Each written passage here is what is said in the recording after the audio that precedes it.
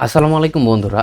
ইতিপূর্বে আমি জাতীয় বিশ্ববিদ্যালয়ের রেজিস্ট্রেশন কার্ড সংশোধনের একটি ভিডিও দিয়েছিলাম। ওইখানে অনেকেই আমাকে প্রশ্ন করেছেন যে কিভাবে সার্টিফিকেট, মার্কশিট বা প্রবেশপত্র এগুলো সংশোধন করতে হয়।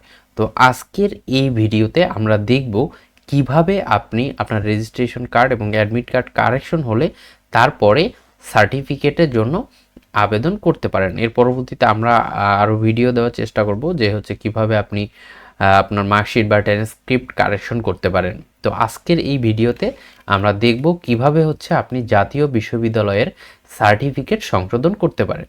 এইটা করার জন্য আপনাকে কি করতে হবে? আপনাকে প্রথমেই যে কোনো একটি ব্রাউজার ওপেন করতে হবে। আমরা এখানে ফায়ারবক্স ব্রাউজারটা ওপেন করছি। এরপরে এখানে আপনি সার্চ বারে এসে লিখে দিবেন nuac.bd লিখে দিয়ে আপনি জাস্ট সার্চ করার পরে আপনার জাতীয় বিশ্ববিদ্যালয়ের যে মূল ওয়েবসাইট সেইখানে আপনাকে নিয়ে আসবে। এইখানে আসার পর আপনি কি করবেন, একটু নিচে স্ক্রল করলেই দেখবেন এখানে স্টুডেন্ট লগ ইন নামে একটি অপশন রয়েছে।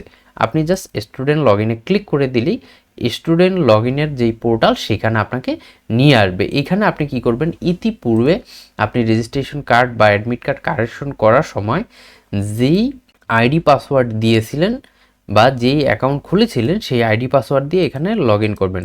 কেউ যদি রেজিস্ট্রেশন কার্ড কারেকশন না করে থাকেন তাহলে এই ভিডিওর ডেসক্রিপশনে কিভাবে রেজিস্ট্রেশন কার্ড কারেকশন করতে হয় সেই ভিডিওটা দেওয়া থাকবে।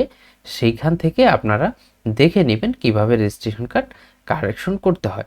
তো এরপরে আপনারা কি করবেন, আপনারা এখানে আপনার যে আইডি সেই আইডি দিয়ে দিবেন এবং নিচ থেকে আপনার পাসওয়ার্ডটা দিয়ে দিবেন।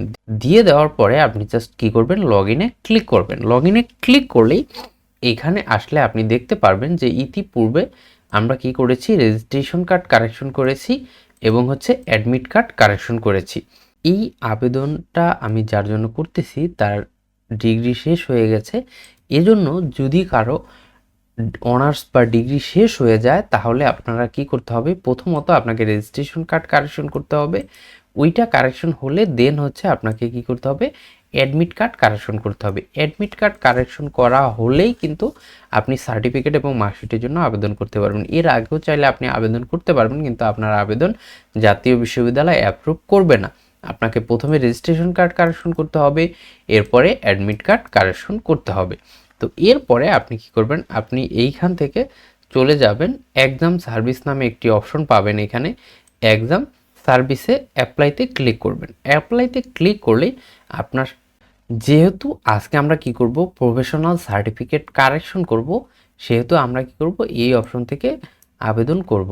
এই প্রফেশনাল সার্টিফিকেট কারেকশন করার জন্য আপনাকে ভোট ফি দিতে হবে 700 টাকা। এটার সাথে 7 টাকার মতো আপনাকে চার্জ দিতে হবে। টোটালি ওভারঅল ধরুন 710 টাকার মতোই আপনার ফি পেমেন্ট করতে হবে। এটা জাতীয় বিশ্ববিদ্যালয়ে কেটে নিবে। এটা আপনি চাইলে বিকাশ বা ব্যাংকেও করতে পারেন। তাহলে আমরা কি করব, এখান থেকে প্রফেশনাল সার্টিফিকেট কারেকশন এই অপশনে ক্লিক করব।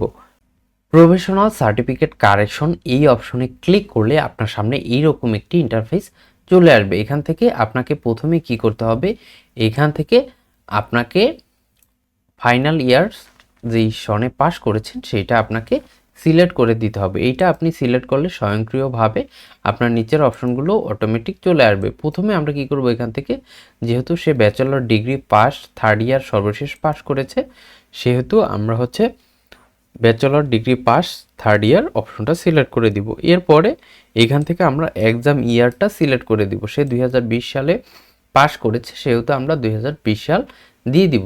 এরপরে এখান থেকে আমরা কি করব, এক্সাম রোলটা সিলেক্ট করে দিব এবং এখান থেকে সেশনটা সিলেক্ট করে দিব। এইগুলো আমার দেওয়া হলে আমরা কি করব, আমরা স্ক্রল করে একটু নিচে চলে আসবো। এইখানে আমরা দুইটা অপশন দেখব, একটা ফুল নেম কারেকশন আর একটা আক্ষরিক কারেকশন। যদি আপনার নাম সিম্পল কারেকশন হয়, যেমন ধরুন রতন থেকে রতন ইসলাম, রতন মুন্সি থেকে রতন ঢালি, এইরকম হয়, সেক্ষেত্রে আপনি কি করবেন, এই অপশনটা সিলেক্ট করবেন। আর যদি ফুল নেম কারেকশন হয়, অর্থাৎ রতন হোসেন, আপনার নামটা হয়ে যাবে ইব্রাহিম, এই টাইপের যদি নাম হয় ফুল নেম পরিবর্তন, তাহলে এটা সিলেক্ট করবেন। তো আমাদের যেহেতু সিম্পল কারেকশন, আমরা প্রথম অপশনটাই সিলেক্ট করতেছি। এরপর যেহেতু 3 জনের নামই কারেকশন, স্টুডেন্টের নাম, স্টুডেন্টের বাবার নাম, স্টুডেন্টের মায়ের নাম, তিনজনের নামই কারেকশন।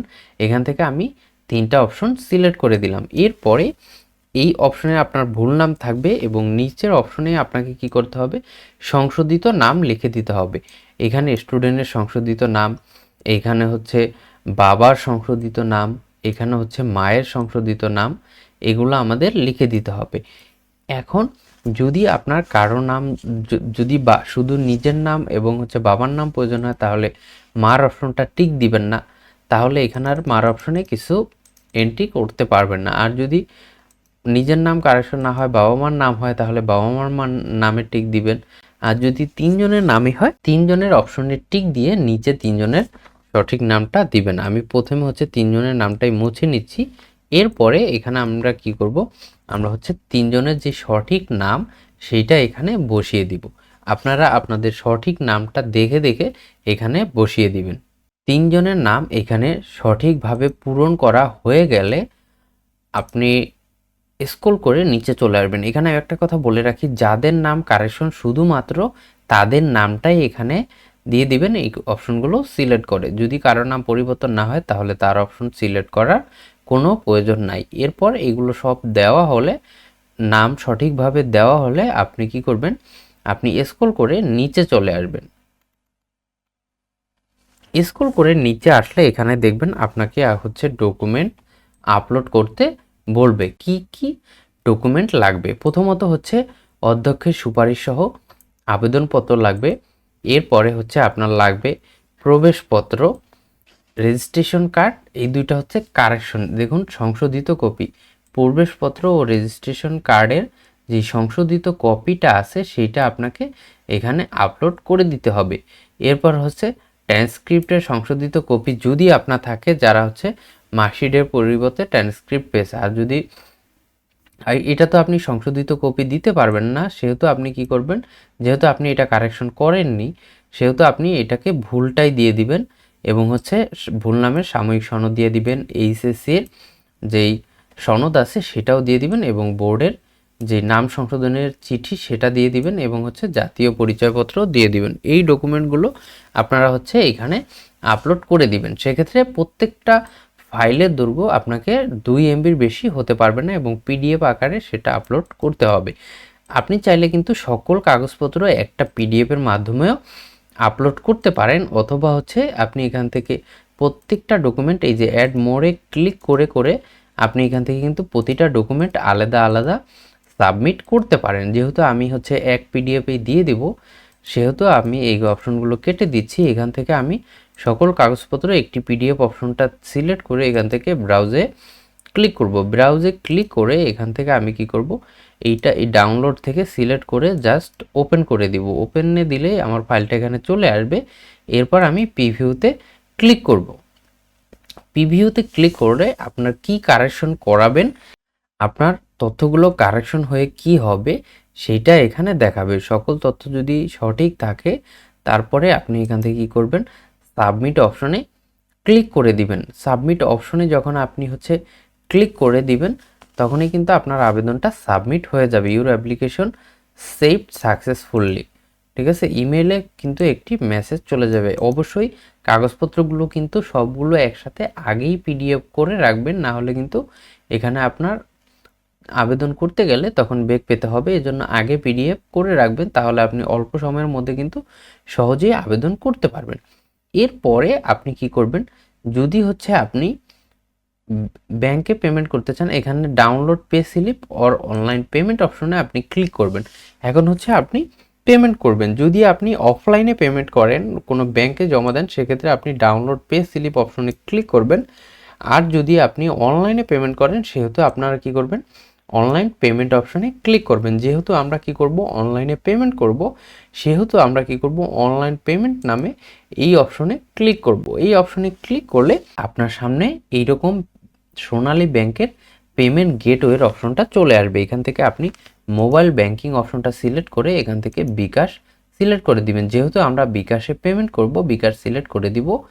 এরপরে এখান থেকে জাস্ট কনফার্মে ক্লিক করে দিব। কনফার্মে ক্লিক করলে আমাদের সামনে এইরকম একটি ইন্টারফেস চলে আসবে। আমরা কি করব, আমরা হচ্ছে এখানে জাস্ট আমাদের বিকাশ নাম্বারটা বসিয়ে দিব, বিকাশ নাম্বারটা বসিয়ে দিয়ে আমরা জাস্ট কনফার্ম করে দিব। কনফার্ম করে দিলে আমাদের ফোনে একটি ওটিপি চলে আসবে। এইখান থেকে আমরা কি করব, ওই ওটিপিটা এখানে জাস্ট বসিয়ে দেব।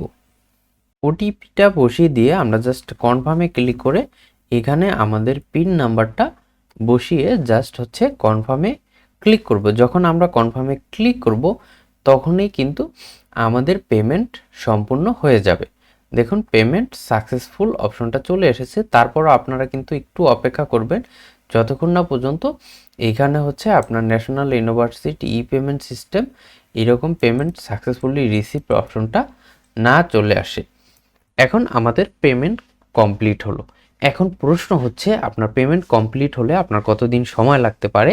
সেক্ষেত্রে এইটা হচ্ছে টোটালি জাতীয় বিশ্ববিদ্যালয়ের উপরে ডিপেন্ড করে। অনেক সময় কারো 5 দিনেও হয়ে যায়, কারো 10 দিন লাগে, কারো 1 মাস লাগে, কারো 15 দিন লাগে। এটা কোনোভাবেই আপনার হচ্ছে নির্দিষ্ট করে বলার কোনো সুযোগ নেই। এবং হচ্ছে আপনি যদি এই পেমেন্ট করার পর কখন আপনি হচ্ছে সার্টিফিকেটটা বোর্ডে আনতে যাবেন বা ন্যাশনাল ইউনিভার্সিটিতে আনতে যাবেন, আপনি কিন্তু ইতিপূর্বে অ্যাডমিট কার্ড এবং রেজিস্ট্রেশন কার্ড আপনার কলেজেই চলে এসেছে, সেটা কিন্তু আপনাকে ন্যাশনাল ইউনিভার্সিটির মূল ক্যাম্পাস থেকে আনতে হয়নি। কিন্তু আপনাকে কিন্তু এই সার্টিফিকেট এবং মার্কশিট এই দুইটাই জাতীয় বিশ্ববিদ্যালয়ের মূল ক্যাম্পাস থেকে আনতে হবে। এখন আমরা দেখব কখন আপনি জাতীয় বিশ্ববিদ্যালয়ের মূল ক্যাম্পাসে যাবেন আপনার এই সার্টিফিকেট এবং মার্কশিট নিয়ে আসতে।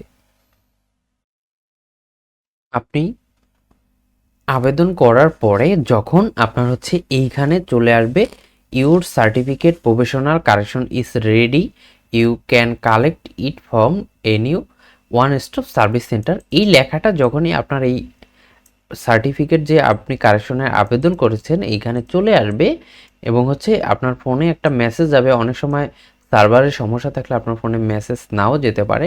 সেক্ষেত্রে এখানে যখন আপনার এই লেখাটা চলে আসবে তখন আপনি কিন্তু জাতীয় বিশ্ববিদ্যালয় ক্যাম্পাসে গিয়ে আপনার সার্টিফিকেটটা কালেকশন করতে পারবেন। এরপর এখানে দেখুন আপনাকে কি কি নিয়ে যেতে হবে। সেক্ষেত্রে কিন্তু আপনাকে এই যে এখানে ক্লিক করলে একটি মানি রিসিট পাবেন, সেই মানি রিসিটের কপি নিয়ে যেতে হবে এবং হচ্ছে আপনাকে এই যে যেই পূর্বের সার্টিফিকেট আছে সেই পূর্বের সার্টিফিকেটও কিন্তু আপনাকে নিয়ে যেতে হবে। আর আপনি যদি না যেতে পারেন আপনার পক্ষ থেকে কাউকে পাঠান, অবশ্যই তাকে একটা সম্মতিপত্র দিয়ে দিবেন, না হলে কিন্তু জাতীয় বিশ্ববিদ্যালয় অনেক সময় আপনার সার্টিফিকেটটা দিতে চাইবে না এবং হচ্ছে আপনার নিকট আত্মীয় ছাড়া কিন্তু সার্টিফিকেটটা দিতে চাইবে না। আর সেক্ষেত্রে অবশ্যই এনআইডি কার্ডের মূল কপি এবং ফটোকপি নিয়ে যাওয়ার চেষ্টা করবেন। তো এইভাবে আপনি কিন্তু খুব সহজেই আপনার হচ্ছে সার্টিফিকেট প্রফেশনাল সার্টিফিকেট কারেকশনে আবেদন করতে পারেন এবং হচ্ছে জাতীয় বিশ্ববিদ্যালয় থেকে এই প্রসেসের মাধ্যমে আপনি হচ্ছে আপনার সার্টিফিকেটটা কালেকশন করতে পারেন।